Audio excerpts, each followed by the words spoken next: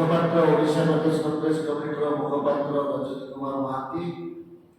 जिला भुवनेश्वर जिला कांग्रेस कमिटी उपसभापति प्रशांत चौपदी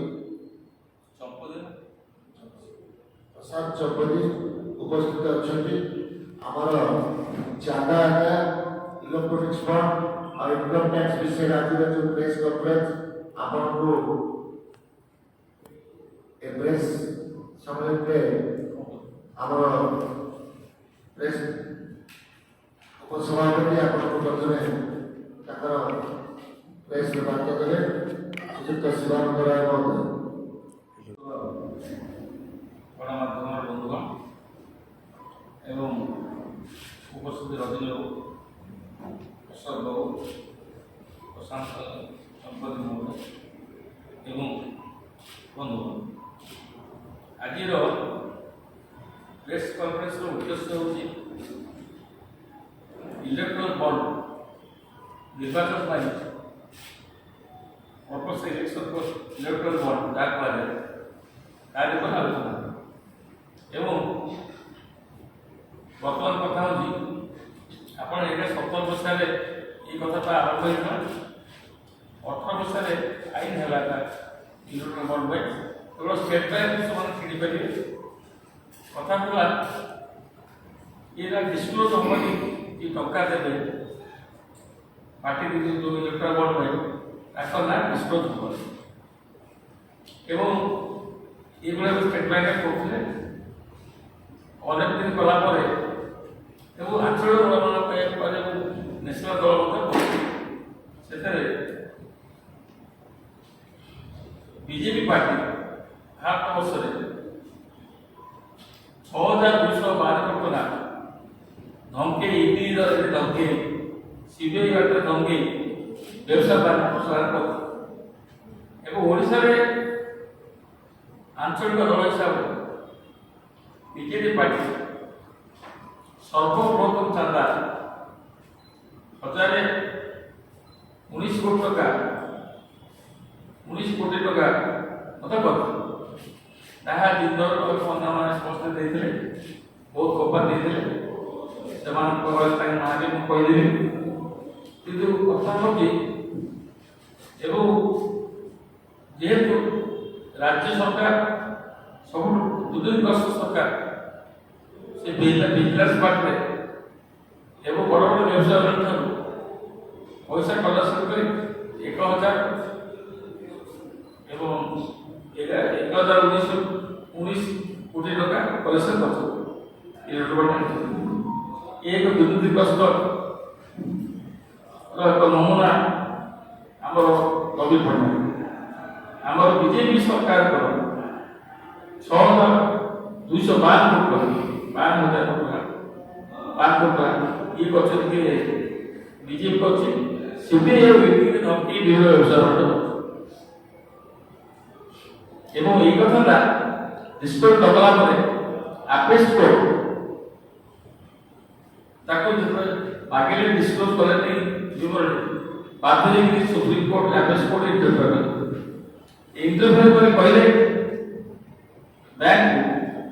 तुम्हें तुरंत भाव कड़े बीजेपी कथा कड़े से सब बाध्य दल को सुप्रीम कोर्ट में बाध्य से विवरण देखाई किए केते कथा कर तेणु ये एक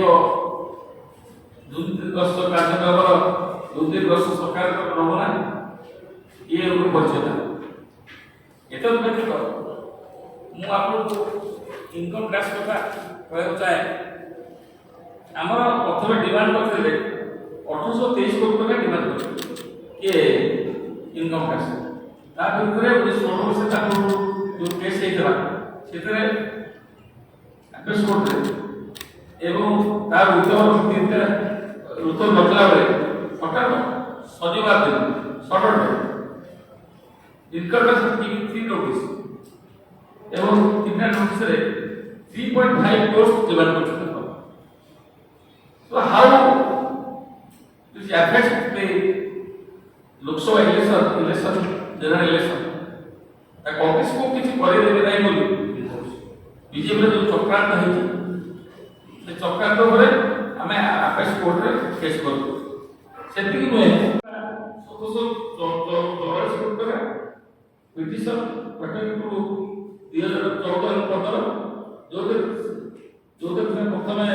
14 ବର୍ଷରେ ଥିଲା 633 କୋଟି 0.5 କ୍ରୋର୍ସ